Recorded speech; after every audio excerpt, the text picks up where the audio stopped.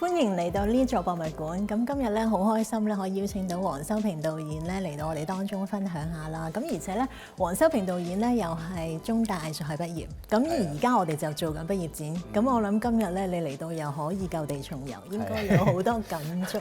係好多感觸，係好多回憶。頭先就係我哋睇國畫嘅時候，我就提到啊，我都學過國畫㗎嚇，因為必修㗎嘛國畫。當年 Year One 嘅時候，咁我記得。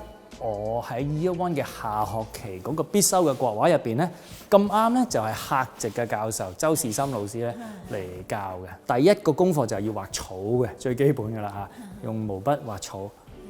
咁啊，我哋即係畫好晒啦，就一幅一幅俾老師品評啦。我哋圍住圈企喺佢側邊咁樣嚇。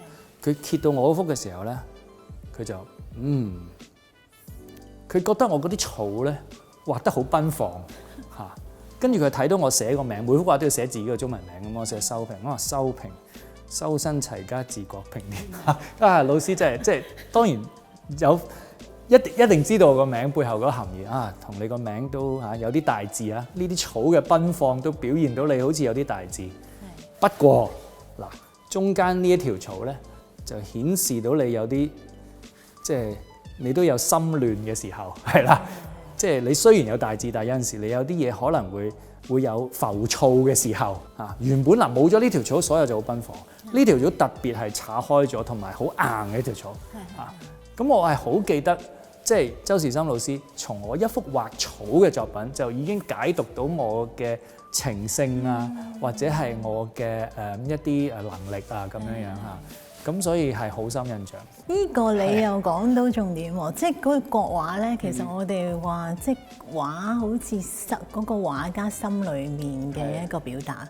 譬如我哋睇高劍父嗰個《雪裏殘河》咧，其實佢都係好似草草幾筆，咁但係咧佢就能夠用一啲好有力嘅少少乾筆嘅筆法咧，就將嗰個已經枯萎嘅荷葉同埋嗰個莖啊，咁樣咧嚟到表現出一種好似啲雪一落嚟咧，所有嘅荷花忽然間殘敗咗嗰種感覺。以往咧畫山水嘅多數係全景嘅山水，咁但係佢淨係聚焦咗喺嗰個荷花嗰度，咁所以咧就令到嗰個雪一落嚟，嗰個令到嗰個荷花去衰敗，嗰個一剎那嘅好凄涼嘅感覺咧，就表現咗出嚟。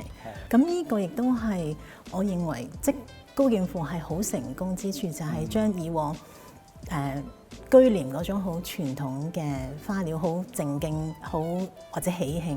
咁但係咧喺高劍父筆下咧，佢係將即日本畫嗰種好凄美嘅感覺咧，係擺喺畫面嗰度，咁所以呢個又係佢同傳統嘅國畫唔同嘅地方，係啊，係有種禪意啊，我覺得係嘛，係啊，係啊，即係佢好注重嗰種留白嘅空間嚇。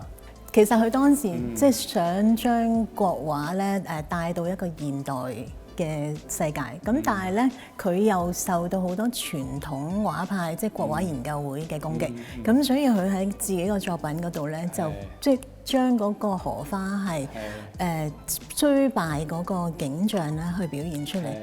咁你咁多年嘅創作咧，有冇啲類似夫子自道啊咁嘅作品？嚇，即係自己好灰咁樣個。我見你好少咯，將呢啲係咯。我諗都係比較，我諗隨心啦。我諗有嘅，但係你話係咪好刻意，或者呢個要夫子自道係咪個原點咧？我覺得我都係有一個題材想講先 ，rather than 好刻意去反映自己好個人嘅一啲心情，係啦，都係一啲我諗都係一啲自己嘅價值觀、一啲觀點、一啲概念嚇。想表達咁樣去行先，真係有一種心態係點樣面向整個世界嘅，即係想喺戲入邊講嘅信息。我諗我自己都有一份自覺去創作故事嘅時候，都會諗嗰個戲喺呢個時代或者對呢個世界有啲咩意義，點樣去反映得到社會上邊嘅一啲狀況都有呢個自覺嘅其實。